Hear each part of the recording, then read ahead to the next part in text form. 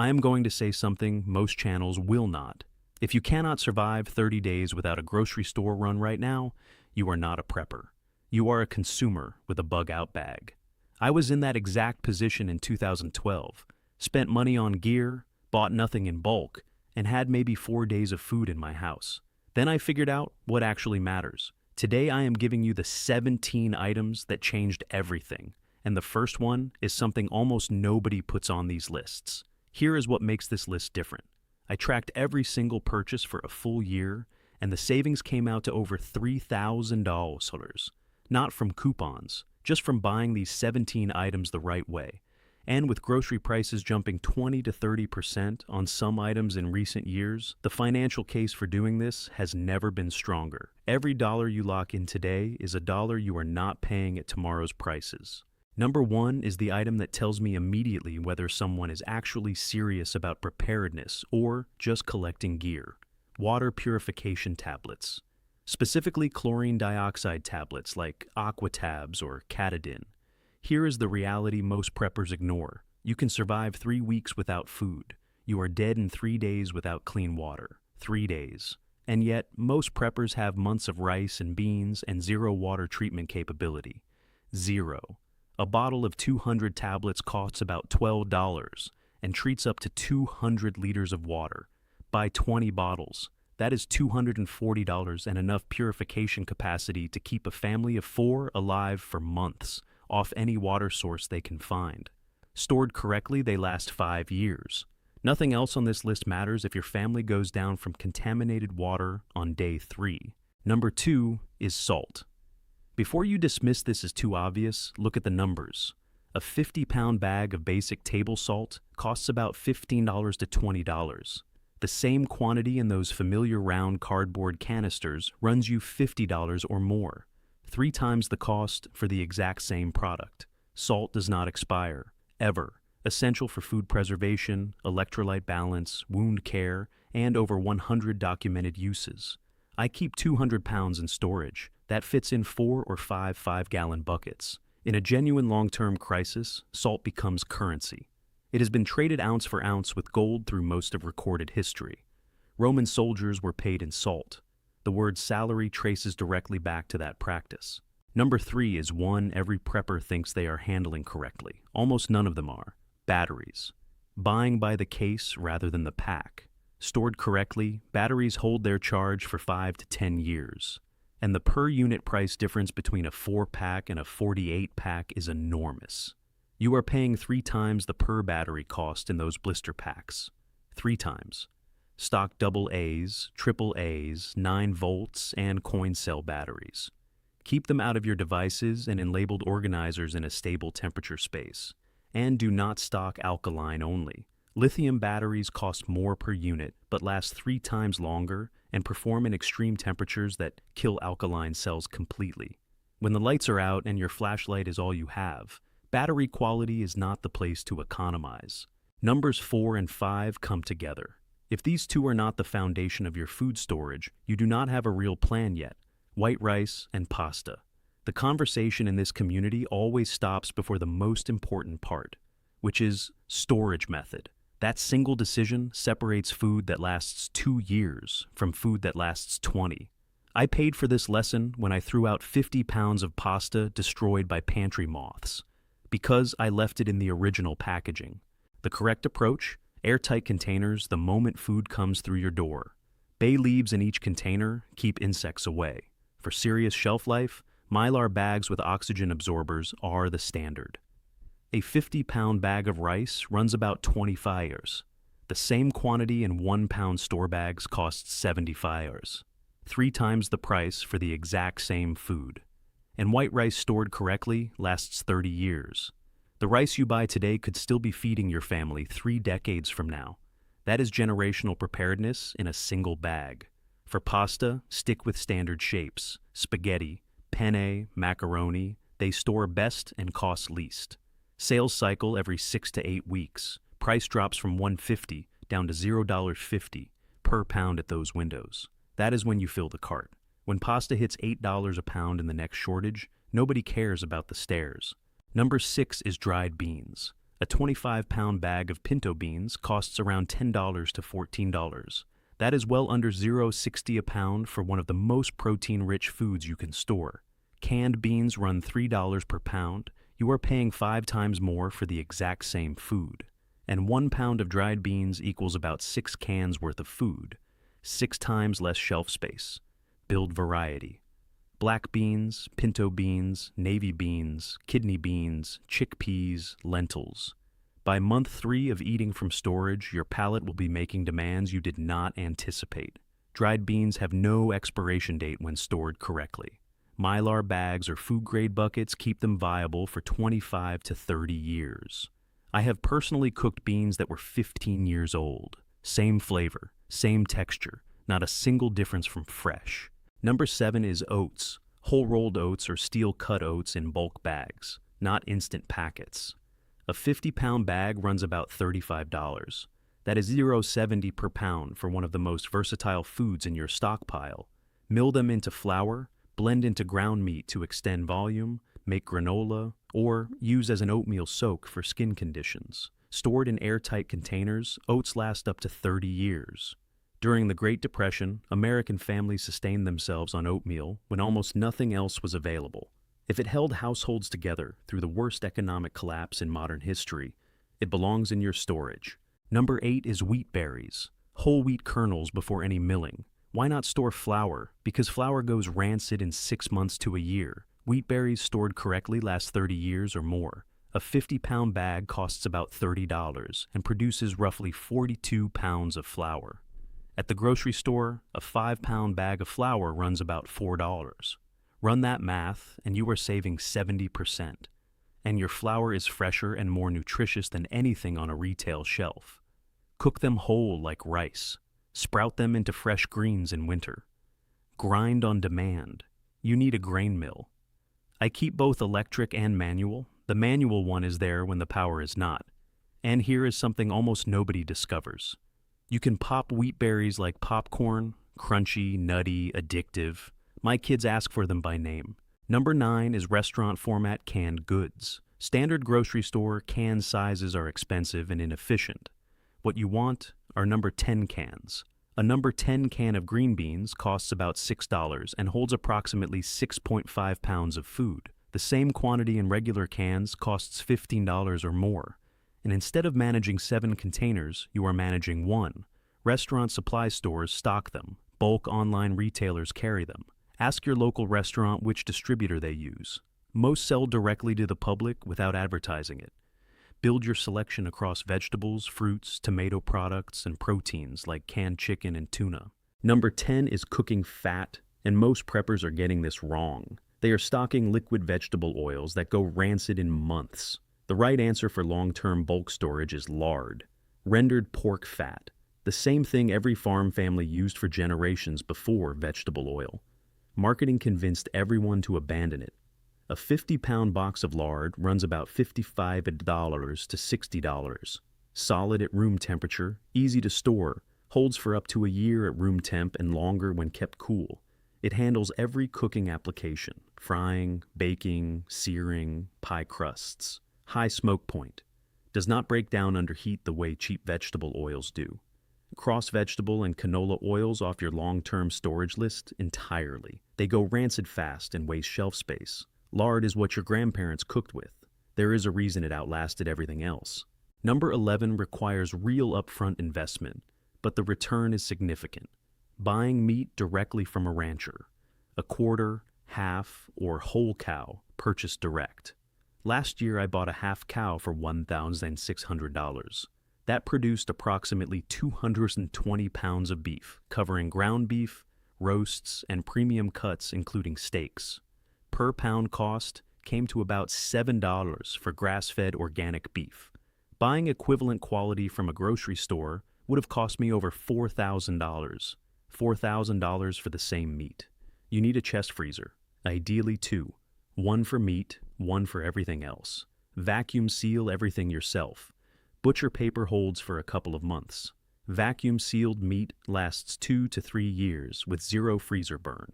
In 2020, When ground beef hit $10 a pound in some markets, I was pulling ribeye steaks from my freezer at $5 a pound. That does not happen by accident. Number 12 is whole coffee beans, not ground, whole beans. In any extended crisis, coffee becomes a serious barter asset. Addictive, comforting, and a daily ritual for tens of millions of people. When distribution breaks down, it is among the first items to vanish from shelves. In 2017, after Hurricane Maria in Puerto Rico, coffee prices tripled. People were handing over generators to get it. Generators. Whole beans last 5 times longer than ground. Vacuum-sealed whole beans hold quality for 2 to 3 years, while ground coffee degrades in weeks. Get a manual hand crank grinder. A quality one costs about $50. When the power is out and everyone around you is suffering through withdrawals, you will have fresh ground coffee. That $50 is one of the smartest investments on this entire list. Number 13 is contractor-grade trash bags. The thick black ones rated for 55 gallons. In 2014, I went through a week-long power outage after an ice storm. Those bags became rain ponchos, window patches, water collectors, and sleeping bag liners. One box of 100 costs about $30. Applications include shelter, gear waterproofing, contaminated waste containment, privacy barriers, and ground insulation.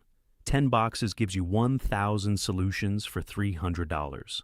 Number 14 is something I would bet is not on your prep list. Plain white washcloths. 24 to a pack for around $15. Paper towels are a deeply inefficient prep. Single use, space heavy, depleted fast. Washcloths do the opposite. Reusable indefinitely.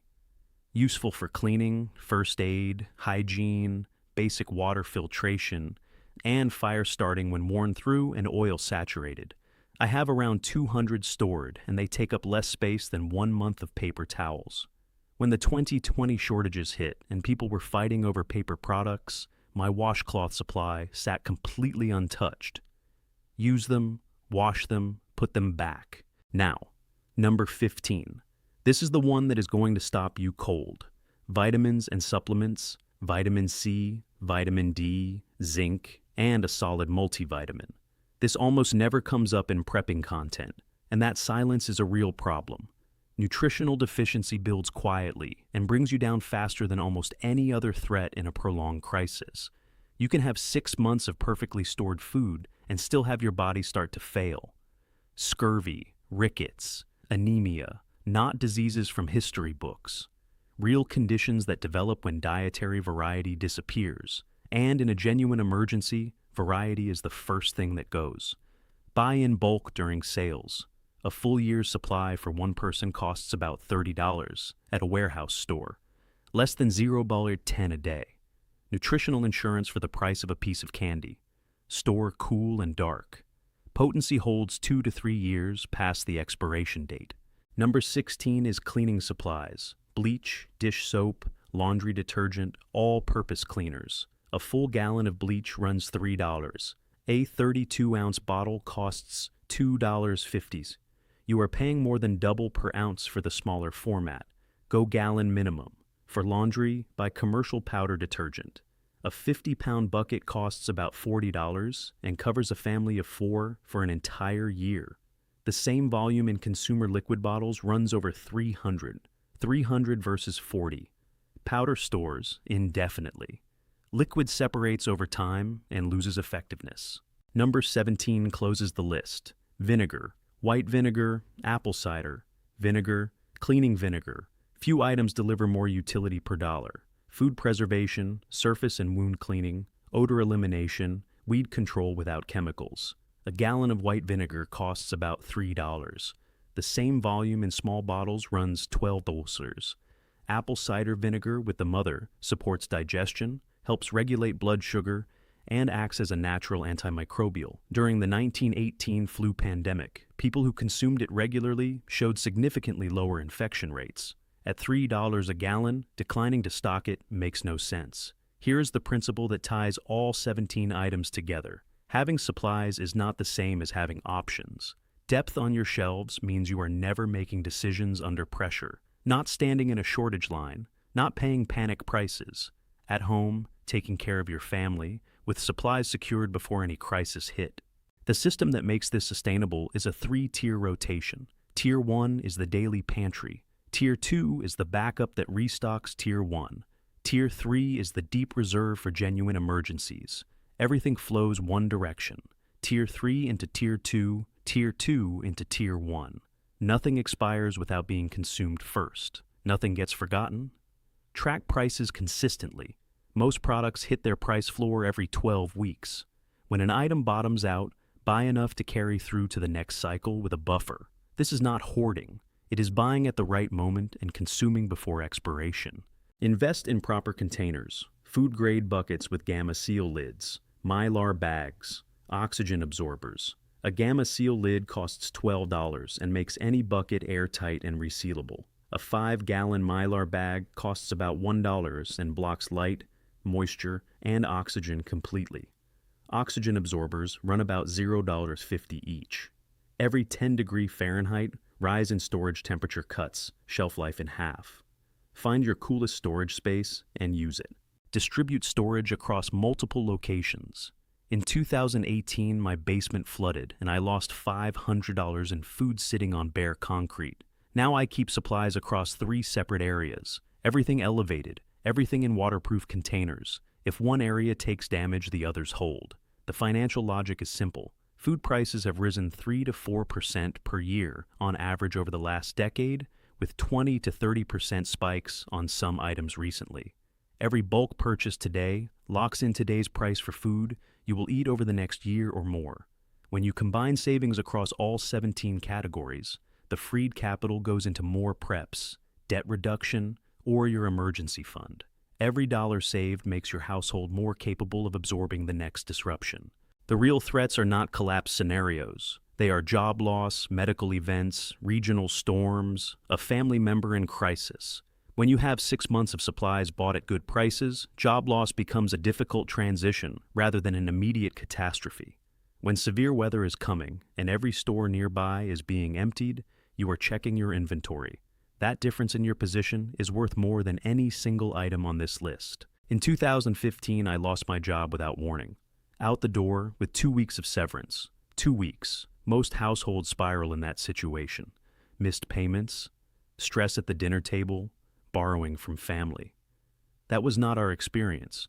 Because we had 6 months of food and supplies bought smart and stored correctly, our basic needs were covered while I searched for work. We did not ration food. We did not choose between groceries and the mortgage. It took 3 months to land a new position. We came through without debt and without asking anyone for help. That outcome came directly from having the system in place before I needed it. Prepping is not fear, it is freedom. Freedom from desperation. Freedom from supply chain pressure. Freedom to act in your family's best interest instead of reacting to circumstances you did not choose. Stop treating bulk purchases as spending. Start treating them as converting money into physical assets. A 50-pound bag of rice is an asset. A case of batteries is an asset. 200 pounds of salt is an asset. These hold or appreciate over time. Cash loses purchasing power to inflation every single day.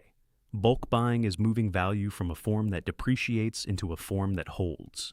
That is not paranoia, that is basic financial sense. Every generation before ours did this. Stored food for winter, bought in volume when harvests were good, preserved, rotated, and planned ahead.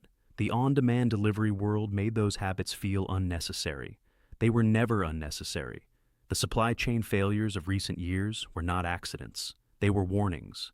Building resilience that holds regardless of conditions is the clearest practical response to the world we are living in. Your action item is specific. Pick 3 items from this list today. Find the best prices in your area. Make the purchase this week, not next month, this week. Every day you wait is a day you are paying prices you do not have to pay. Perfect is not the goal, progress is. 1 extra can on your next shopping trip. The larger package when the math supports it. The bulk option when it is available. These decisions stack over time into something completely different from where you started. Real security is not built on expensive gear. It is built on unglamorous fundamentals bought in volume. Water, salt, rice, beans. Those are the items that will matter. as savings today, as resources when things get hard. Thanks for watching this all the way through. Subscribe so you catch what is coming next. Leave your best bulk buying tip in the comments and let's build this community sharper together. This is Prepper Joe. Being prepared is not paranoia. It is the most practical thing your household can do. Stay safe, stay smart. See you in the next one.